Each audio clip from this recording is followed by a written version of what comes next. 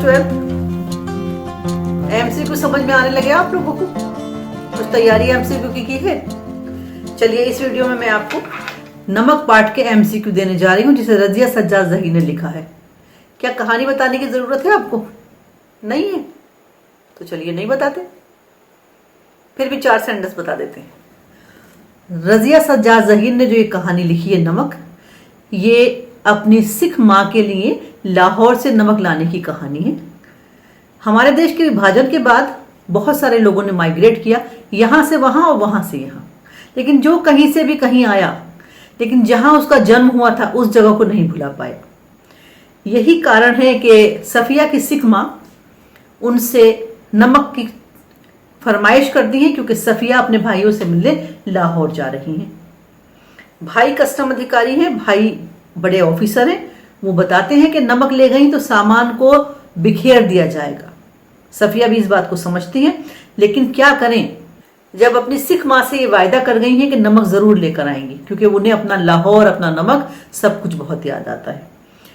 नमक ले आती हैं, भाई नाराज हैं, भाई नहीं मानते, मगर वो अपना वायदा पूरा करने के लिए नमक लेकर आती हैं। जब नमक लेकर आती हैं तो दोनों कस्टम पर अधिकारियों को दिखाती हैं। दोनों अधिकारी उनके इस प्यार के तोहफे को प्यार से पास कर देते हैं। पास का मेरा मतलब गुजार देते हैं, और नमक वो इंडिया ले आती हैं अपनी माँ के लिए सौगात। खास बात इसकी ये है कि जो लोग यहाँ से वहां, वहां से यहाँ आए थे, वो अपने अपने वतन को अपना सलाम कहलाते हैं। यहाँ से वहां जाने वाले जो कस्टम अधिकारी है, उन्होंने जामा मस्जिद की सीढ़ियों को सलाम कहलवाया, और वहां से यहाँ आने वाले जो सुनीलो दास गुप्ता थे, उन्होंने बताया कि ढाका का जो ढाप है उससे अच्छा कहीं भी दूसरी जगह का नहीं होता। वो अपनी जगह को और अपने दोस्तों को बहुत याद करते हैं। तो ये इस कहानी का सारांश भी मैं नहीं कहूंगी, इस कहानी का समझिए जैसे प्रस्तावना सी मैंने आपको बता दी। और अब मैं आपको इसके एमसीक्यू बताऊंगी, जो कि आपको बहुत ध्यान से करने हैं, क्योंकि इस साल हमारा आधा जो पेपर है वो एमसीक्यू बेस ही आएगा। तो देखिए, मैं पहला प्रश्न पढ़ती हूं, उसके बाद मैं उसके ऑप्शन आपको बताऊंगी।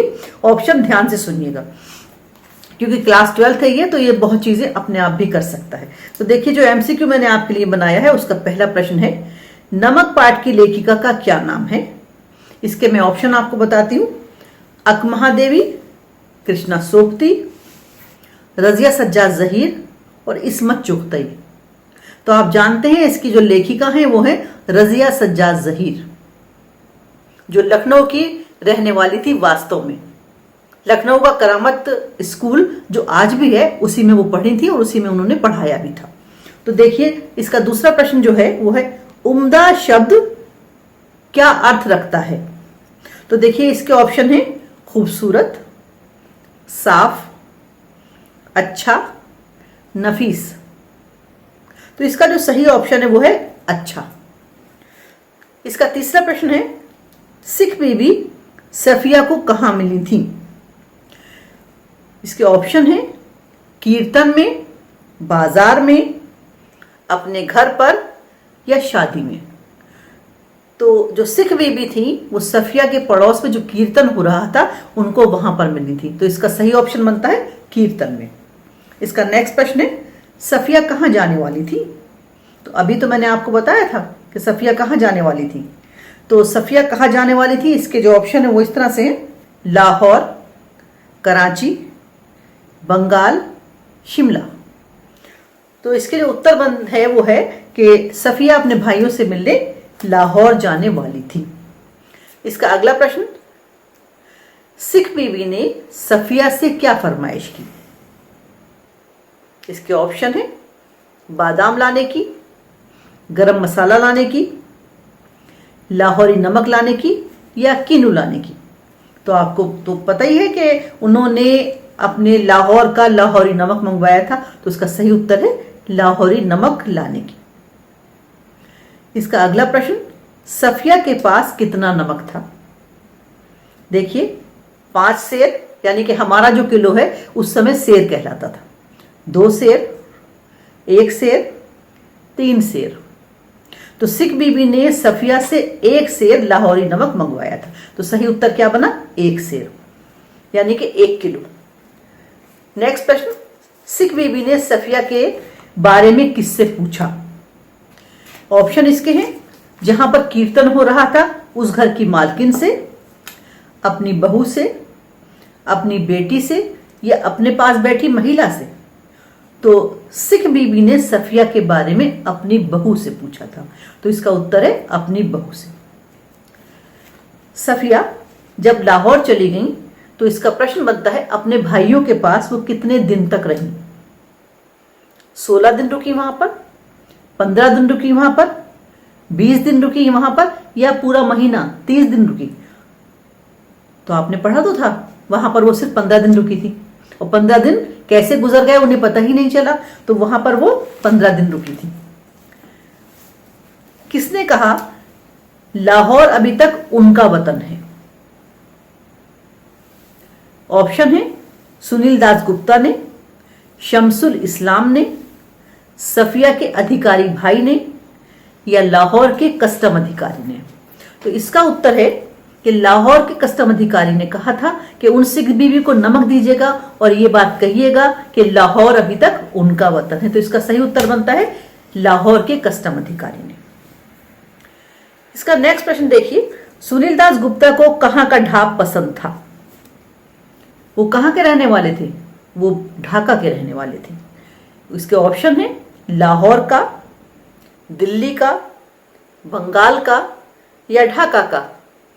तो भाई प्रश्न के साथ साथ उत्तर तो मैंने पहले ही बता दिया था, ढाका। इसका सही उत्तर बनता है ढाका। एक बात देखिए ध्यान से कि जो लोग हमें हमारी मां से मिलते जुलते लगते हैं वो कितने प्यारे लगते हैं, वो कितने अपने लगते हैं, उनके अंदर हमें खुद एक अपनायत सी महसूस होने लगती है। तो अगला प्रश्न इसी से संबंधित है, सिख बीबी किससे मिलती जुलती थी, मतलब किसको रिजेंबल कर रही थी? ऑप्शन है इसके सफिया की सास को, सफिया की मां को, सफिया की भाभी को, या किसी को भी नहीं?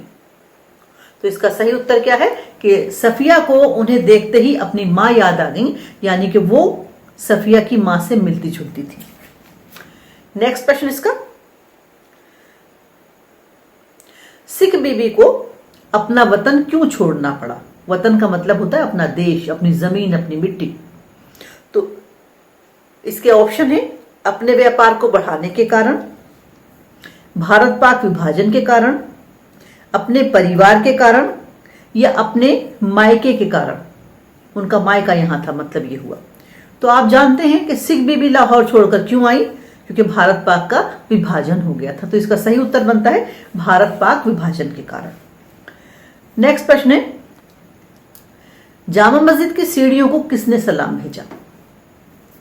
जो जामा मस्जिद के आसपास का होगा वही भेजेगा। तो देखिए इसके ऑप्शन बनते हैं सुनील दास गुप्ता ने, अमृतसर के कस्टम अधिकारी ने, लाहौर के कस्टम अधिकारी ने, या सफिया के घर वालों ने? तो आपको पता है कि लाहौर के कस्टम अधिकारी ने यह कहा था कि सिख बीबी को ये नमक दीजिएगा और जामा मस्जिद की सीढ़ियों को मेरा सलाम कहिएगा। तो ये लाहौर के कस्टम अधिकारी ने, ये इसका सही उत्तर होता है। लाहौर में सफिया का मायका था, माता पिता तो अब रहे नहीं थे, भाई भाभी और बच्चे थे। तो इसका प्रश्न यह है कि लाहौर में सफिया के कितने भाई रहते थे? क्या उनके 5 भाई थे, 3 भाई थे, 4 भाई थे, या 2 भाई थे? सफिया के वहां पर 3 भाई रहते थे। इसका अगला प्रश्न जो थोड़ा इमोशनल भी है, नमक की पुड़िया सफिया के बैग में किसने रख दी? उनके भाई ने? नहीं, भाई तो बहुत नाराज थे उनके। कस्टम अधिकारी ने? सफिया ने खुद रखी या उनकी भाभी ने रख दी? तो नमक की पुड़िया सफिया के बैग में कस्टम अधिकारी ने रखी थी। या चलिए अगला प्रश्न, कस्टम पर चाय का ऑर्डर किसने दिया? सुनील दास गुप्ता ने, अनिल दास गुप्ता ने, सलील दास गुप्ता ने, या सभी नाम गलत हैं? तो देखिए इसका सही ऑप्शन है सुनील दास गुप्ता ने, जिन्हें ढाब पसंद थी ढाका की। अब आइए नेक्स्ट प्रश्न पर। देखिए लेखक हैं, कवि हैं, शायर हैं, ये तीनों एक ही जैसे लोग हैं। तो इसका प्रश्न ये बना है कि शायर, कवि, लेखक किस प्रकार के लोग होते हैं? इसके ऑप्शन है क्या वो इमोशनलेस, संवेदना शून्य होते हैं, इमोशनली स्ट्रांग यानी कि भावुक होते हैं, कठोर होते हैं या बुद्धिमान होते हैं? तो देखिए, जो शायर, कवि, लेखक होते हैं वो बहुत ही भावुक होते हैं। तो इसका उत्तर बनता है भावुक, क्योंकि उसके भाई ने कहा भी था कि आप तो अदीप हैं, यानी कि आप तो लेखिका हैं और आप तो भावनाओं की दुनिया में रहती हैं। तो वो कवि एक लेखिका थी, इसलिए वो भावुक थी, बहुत ही इमोशनल थी, इसीलिए कुछ भी करके किसी भी कीमत पर वहां से नमक लेकर ही आई। देखिए नेक्स्ट, किसकी पलकों से कुछ सितारे गिरकर आंचल में समा जाते हैं? बहुत ही इमोशनल सा ये प्रश्न है कि किसकी आंखों से आंसू गिरे और वो आंचल यानी कि उसके दुपट्टे में समा गए। सफिया की आंखों से आंसू गिरे यानी कि सफिया की पलकों से, सिख बीबी की पलकों से, सिख बीबी की बहू की पलकों से, या जहां पर कीर्तन हो रहा था उस मालकिन महिला की पलकों से? तो सिख बीबी को ही अपना लाहौर याद आया, अपना वतन याद आया, इसलिए उनकी आंखों से ही कुछ आंसू गिरकर उनके दुपट्टे में समा गए। तो इसका सही उत्तर बनता है सिख बीबी की आंखों से या उनकी पलकों से। तो ठीक है, ये मैंने आपको बता दिया नमक पाठ का एमसीक्यू यानी कि बहुविकल्पी यानी कि वस्तुनिष्ठ प्रश्न। पाठ की रीडिंग करते रहिएगा और पाठ में जो आपके लेखक हैं और जो पाठ के नाम है उनका सही मैच जरूर करते रहिए, क्योंकि एमसीक्यू में ये मैचिंग बहुत आती है। एमसीक्यू आपको मैंने बता दिए, समझाते हुए बताए हैं, समझ में आ गए होंगे। Thank you.